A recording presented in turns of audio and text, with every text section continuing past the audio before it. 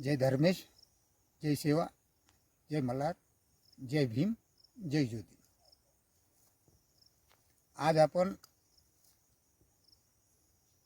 धनगर जमातीचा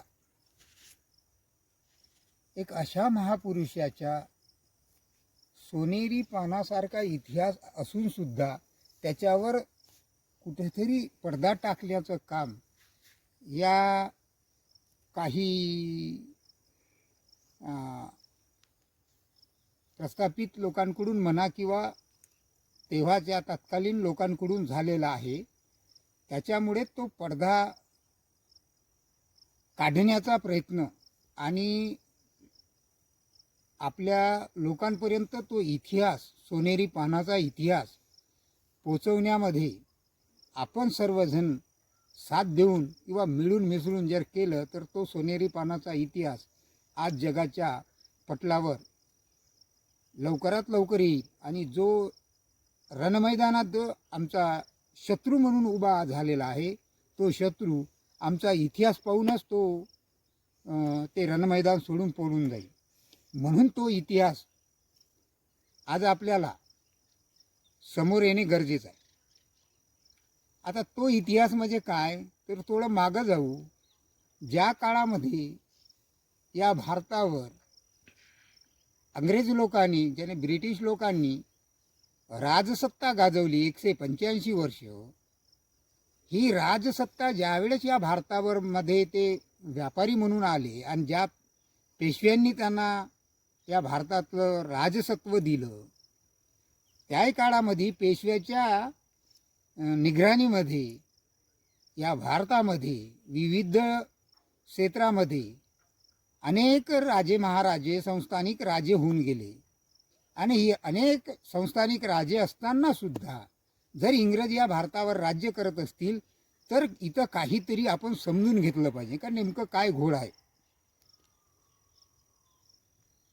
मग आपण थोडंसं इतिहास जर बघितला तर ज्या काळामध्ये भारतामध्ये ज्या वेळेस इंग्रज आले त्यावेळेस सर्वप्रथम इंग्रजांनी आपल्या व्यापारी जो आपला व्यापार भारताचा व्यापार अनेक जगाच्या पटलावर अनेक देशासोबत जो चालू होता तो त्या अशोक सम्राटामुळे चालू होता।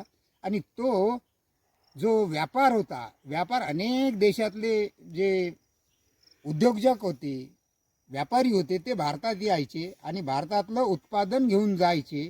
तर त्या उत्पादन घेण्याच्या बदल्यामध्ये त्यांना सोनं चांदी द्यावं लागत होतं। हे कुठेतरी ब्रिटिशच्या वर्णिकवादी व्यवस्थेच्या विरोधात होतो, त्याच्यामुळे त्यांच्या जिवारी लागत होतो। आणि मग त्यांनी काय केलं तर युरोपचे, फ्रान्सचे असे विविध जे व्यापारी होते, भारतातले जे व्यापारी होते, या व्यापाऱ्यासोबत फ्रान्सच्या व्यापाऱ्यासोबत कर्नाटकमध्ये 3 लढाया लढल्या आणि त्या लढाया लढून या व्यापारी याच्यावर त्यांनी एक सत्ता गाजवली आणि सत्ता काबीज केली, म्हणजे शत्रू पराजित केला, त्या व्यापाऱ्या लोकांना पराजित केलं आणि स्वतः व्यापारी बनले, आम्हीच आहो म्हणून, आणि एक कंपनीचं त्यांनी स्थापना केली।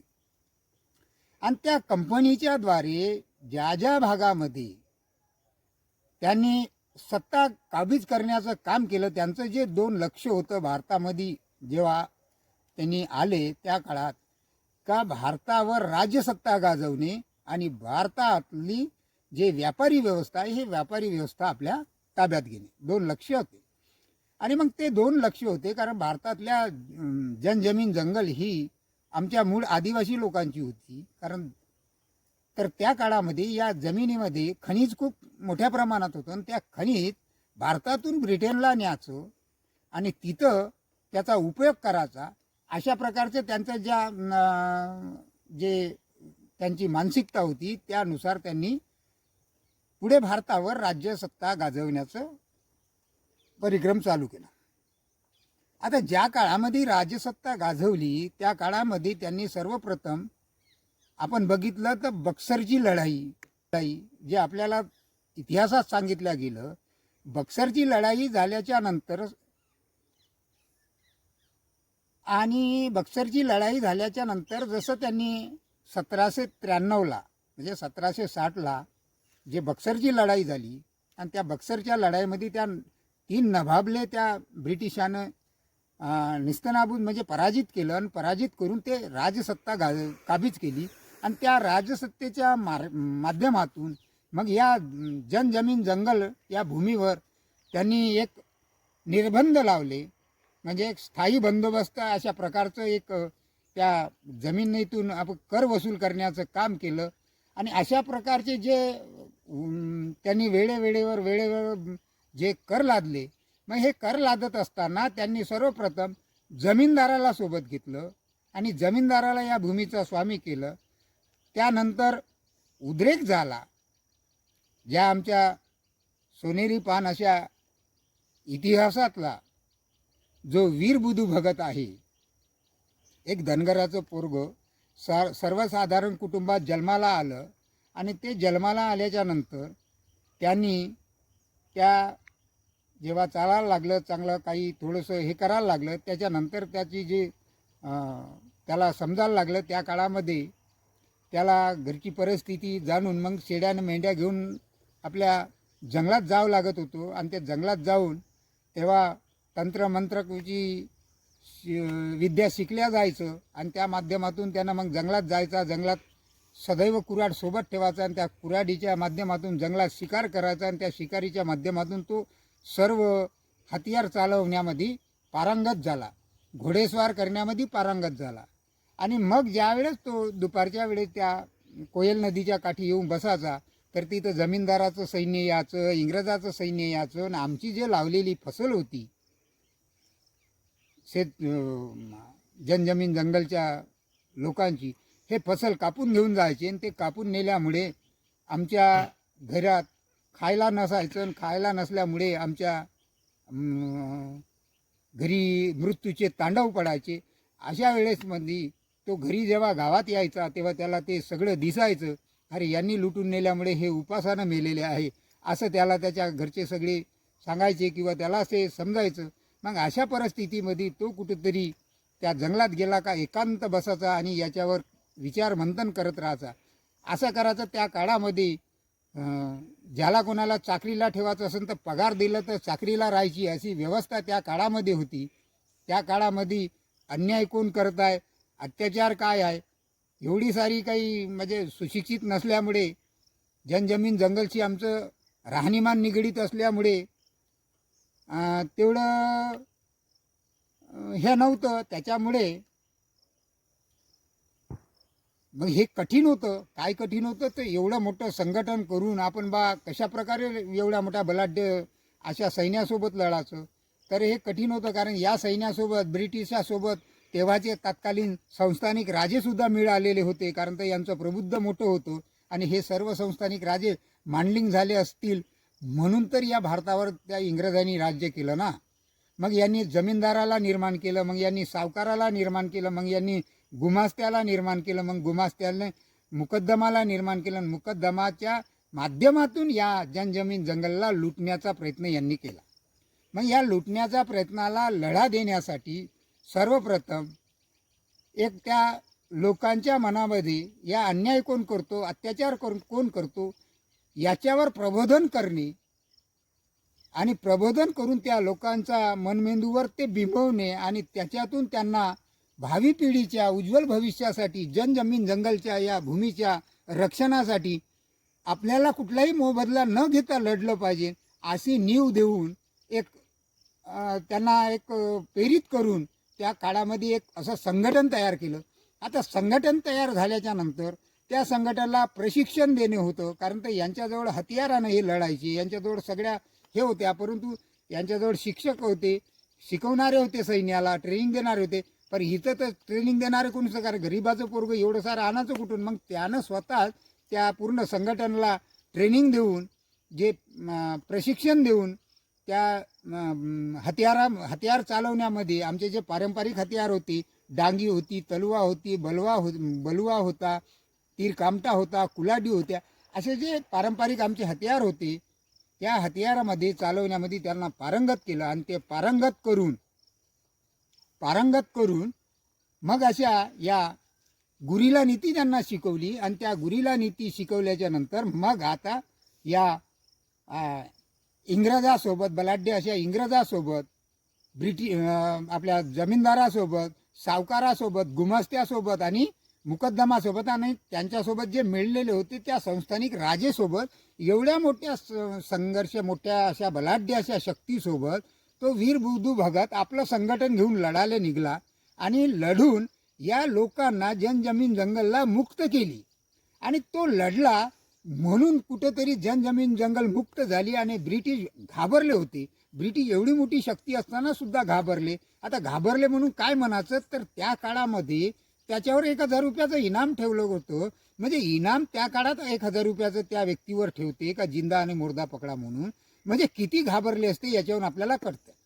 परंतु त्या काळामध्ये ज्या इंग्रजांनी इनाम घोषित केलं, परंतु त्या इनामाचं ज्या जनजमीन जंगलमध्ये ज्या निगडीत जाती राहत होत्या, आमचा समूह राहत होता, त्या समूहावर कुठलाही फरक पडला नाही. कारण हा जो वीर बुद्धू भगत होतं यांचं जे संघटन होतं हे त्यांच्यासाठी, त्यांच्या न्याय हक्कासाठी लढत होतं, भावी पिढीच्या उज्ज्वल भविष्यासाठी लढत होतं. त्याच्यामुळे ते आनंदी राहत होते. कारण तो निघल्याच्या नंतर तिथं कुठेही मृत्यू झालेला नाही का बा उपासानं कोणी मेलं असं काही नोंद नाही. म्हणून कुठेतरी सर्व जनता हे आनंद होती. त्याच्यामुळे त्या 1000 रुपयाकडं कोणीही लक्ष देत नव्हते आणि बुद्धू भगतचा पत्ता कोणी त्या इंग्रजाला किंवा जमीनदाराला किंवा सावकाराला किंवा त्या संस्थानिक राजेच्या सैन्याला किंवा मुकद्दमला किंवा त्या गुमास्त्याला कोणीही सांगत नव्हते. त्याच्यामुळे ते नेस्तनाबूत झाले होते. आणि मग अचानकमध्ये असं असताना त्यांनी मग काय केलं, आता या वीर बुद्धू भगतचे वडील शिबू सुकरा भगत एक साधारण माणूस, त्याची आई बालकुंदरी सर्वसाधारण घरची म्हणजे शेतीमध्ये काम करणारी बाई, त्याची पत्नी शिवनी बुद्धू भगत, त्याचे मुलं हलदर आणि गिलदर, हा त्याच्यासोबत दोन्ही मुलं लढायला होतं. आणि एक उदयकर मुलगा होता तो त्या लढाईमध्ये सामील होता, परंतु तो शहीद झालेला नाही. आणि 2 मुली होत्या, रुनिया झुनिया, त्याचे पुतणे होते, त्याच्या सुना होत्या. असा सर्व परिवार त्या संघटनमध्ये त्याच्या लढाईमध्ये सामील होता. आणि ज्या लढाईमध्ये सर्व परिवार ज्याच्यासोबत असतो तो पराजित होत नसतो, हा इतिहास आमच्या महापुरुषानं घडवलेला आहे.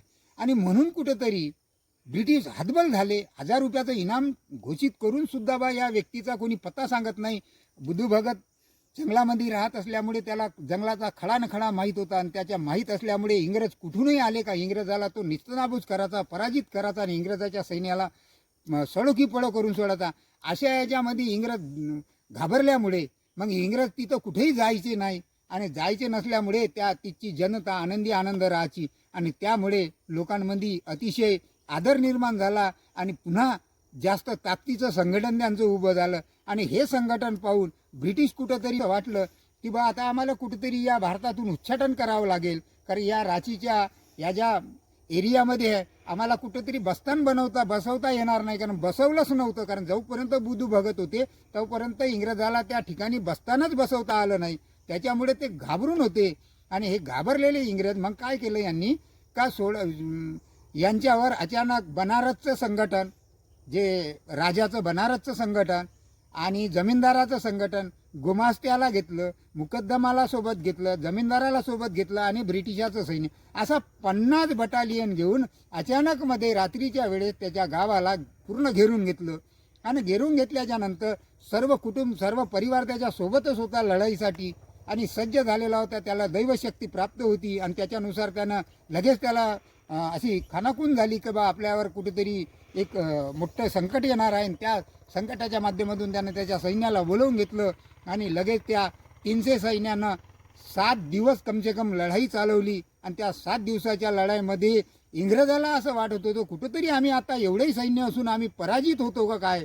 म्हणून कुठंतरी इंग्रजांनी काय केलं तर त्यांच्या गावामध्ये लहान मुलाला टार्गेट केलं, त्यांच्यावर गोळ्या झाडल्या, त्यांच्या घरावर गोळ्या झाडल्या, त्यांच्या महिलाला गोळ्या झाडून मारलं. आणि त्यानंतर त्यांचे गुरेढोरे, त्यांचे अनाज झाडून टाकले, त्यांचे बुजुर्ग जे लोक होते त्यांना निशाणा बनवला. आणि अशा माध्यमातून त्यांना निशाणा बनवल्यामुळे कुठेतरी आपण काहीतरी विचार करत असल्यामुळे त्याचा संधीचा फायदा घेऊन त्या बुद्धू भगतवर म्हणजे प्रहार करून तो त्या ठिकाणी शहीद झाला. त्याचे मुलं शहीद झाले, त्याचे रुनिया जुनिया असे मुली शहीद झाल्या, त्याचे पुतणे शहीद झाले, असा परिवार त्याचा शहीद झाला. आणि त्याचे जे सवंगडी होते, जे प्रशिक्षण दिलेले संघटनमधले जे सर्व आदिवासी समूहातले जे काही त्याचे साथीदार होते, हे सर्व त्या ठिकाणी शहीद झाले. आणि ते शहीद झाल्याच्या नंतर हे 13 फरवरी 1832ची गोष्ट आहे. आणि मग शहीद झाल्याच्या नंतर ज्याचा जन्म 17 फरवरी 1792चा आहे. आणि 1793मध्ये ब्रिटिशांनी जमीन जंगलवर कब्जा करणं सुरू केलं.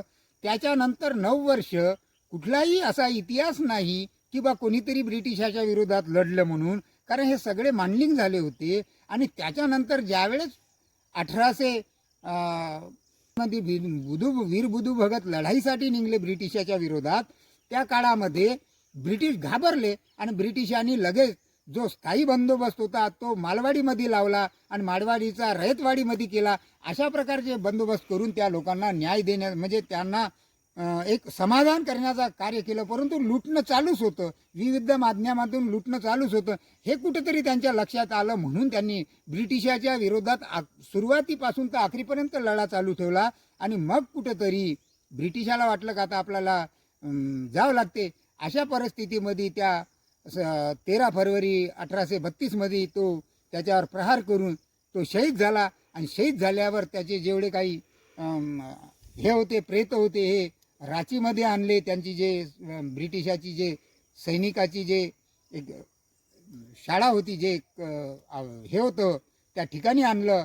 आणि तिथं त्या हजारीबागच्या बाजारामध्ये यांचे मुंड्या कापून ब्रिटिश कमिशनरला त्या वीर बुधू भगतची मुंडी ट्रेननं पाठवली.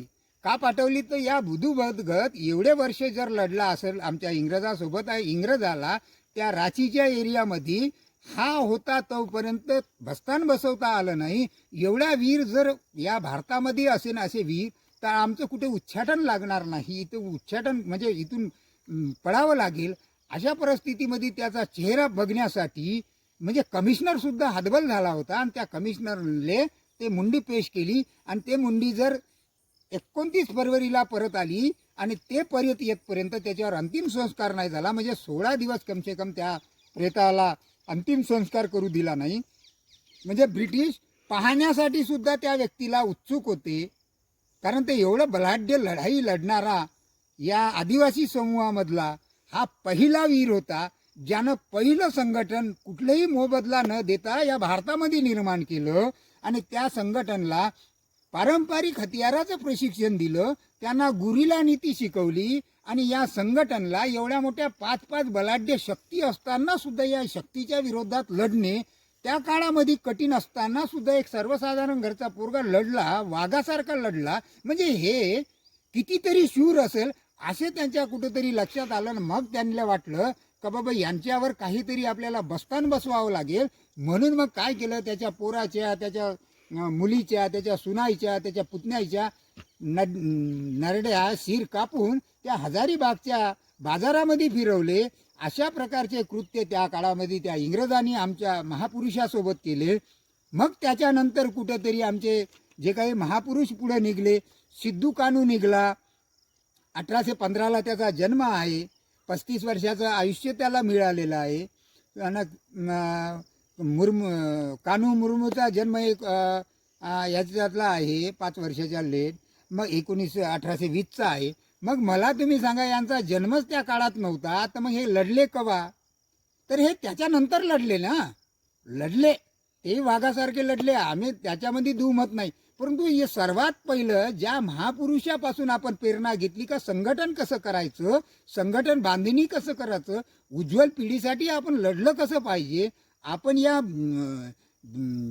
भूमीसाठी, जनजमन जंगलसाठी त्या कशा प्रकारे लढलं पाहिजे, आपण तिला वाचवलं पाहिजे, हे जो नीव होती, जे योजना आखली, हे सर्वप्रथम या भारतामध्ये जर आखली असेल तर सर्वप्रथम या धनगराच्या पुत्रानं त्या वीर बुधू भगतनं आखली. आणि हा वीर बुधू भगत एक अद्भुत शक्तीसारखा माणूस होता का जे आता नव्या टोंगरीवर त्यानं बाण मारला होता आणि त्या बाणामधून त्याचा झरा निघलेला आहे, वीरपाणी झरा म्हणून आजही प्रसिद्ध आहे त्या ठिकाणी.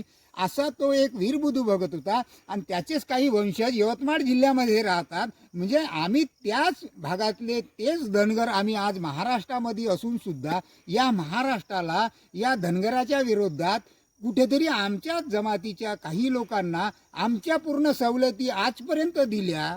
काही काळापर्यंत आम्हाला मिळत होतं, पण काही काळाच्या नंतर त्यांना दिल्या आणि आज त्याला आमच्या विरोधात उभं करण्याचं षडयंत्र हे जे प्रस्थापित लोक जे करत आहे, त्या काळामध्ये ज्या काळामध्ये इंग्रजाला हे जे संस्थानिक राजे होते हे वगैरे होते हे सगळे मांडलिंग झाले म्हणून तर इंग्रजाची ताकद वाढली होती. तशीच कुठेतरी आत्ताही ह्या लोकांची ताकद वाढवण्यासाठी हेच आम्ही जे लोक आमच्या निर्वाचित क्षेत्रामधून जे प्रतिनिधी म्हणून पाठवतो हेच लोक कुठेतरी आमच्या जाती जातीमध्ये तेढ निर्माण करण्याचा प्रयत्न करतात का, याच्यावर कुठेतरी आपण चिंतन केलं पाहिजे. पुढे मग बिरसा निघाले. बिरसाचा जन्म 1875चा आहे. ते 1900 पर्यंत जगले. ते सुद्धा वाघासारखे लढले आणि त्यांचं 1995 पासून तर 1900 पर्यंत लढा या भारताला आहे. मग त्याच्यानंतर कुठे आमचे जत्रा भगत निघले. 2 ऑक्टोबर 1888ला त्याचा जन्म झाला आणि तो 1917ला शहीद झाला. मग एवढा सारा या धनगराचा इतिहास आहे. आणि मग ह्या साऱ्या ज्या लढाया चालू होत्या या लढायाच्या एक अलग लढाई म्हणून आमच्या जत्रा भगतनं निर्माण केली. ते जत्रा भगतनं कशी निर्माण केली की या ब्रिटिशाच्या विरोधात, या जमीनदाराच्या विरोधात, या सावकाराच्या विरोधात, या गुमास्त्याच्या विरोधात, या मुकद्दमच्या विरोधात आणि या संस्थानिक राजेच्या विरोधामध्ये जे लढायापूर्वी चालत होत्या तलवारीच्या भरोशावर ते न करता त्यानं असहयोग आणि अहिंसक आंदोलन सुरू केलं आणि त्या आंदोलनाच्या माध्यमातून या ब्रिटिशाला निस्तनाबूत केलं आणि ब्रिटिशानं त्या काळामध्ये त्यांच्या जमिनी परत केल्या आणि पहिल्या जमिनीचा सातबारा त्या आमच्या जत्रा भगतच्या नावावर या भारताच्या भूमीचा दिला. अशा प्रकारे त्या ब्रिटिशाला त्या आमच्या महापुरुषानं नमवलं. मग एवढा सारा जर इतिहास आमचा जनजमीन जंगलचा जर निगडीत आहे आणि आमचा महापुरुषाचा त्यागाचा इतिहास आहे आणि त्या जर इतिहासावर आम्ही जर पडदा लोकांनी टाकलेला आहे, तो पडदा जर आम्ही काढत नसेल तर आम्ही त्या जमातीमध्ये जन्माला आलो का? कुठेतरी आज आम्हाला नवतरुण पोराला कुठेतरी वीरबुधू भगत होऊन लढावं लागेल, कुठेतरी जत्रा भगत होऊन म्हणून लढावं लागेल. तेव्हा कुठे हे निस्तनाबूत जे पक्ष आमच्यावर आज रोजी अन्याय करत आहे, जे आमच्या हक्काचं आहे ते आम्हाला मिळू देत नाही, ते कुठेतरी मिळेल. म्हणून माझी तुम्हाला एवढीच विनंती आहे का वेळ पडली तर बुधू भगत व्हा, वेळ पडली तर जत्रा भगत व्हा आणि वेळ पडला तर आपला इतिहास त्यागाचा लोकांपर्यंत पोहोचवण्याचं जे दायित्व आपल्यावर आहे, ज्या जमातीत आपण जन्माला आलो त्या जमातीचं ऋण म्हणून आपल्याला फेडण्याचं आहे आणि ते इतिहासाचा प्रचार आणि प्रचार करण्याच्या माध्यमातून आपण फेडू शकतो. एवढीच तुमच्याकडून आशा आणि अपेक्षा करतो आणि थांबतो.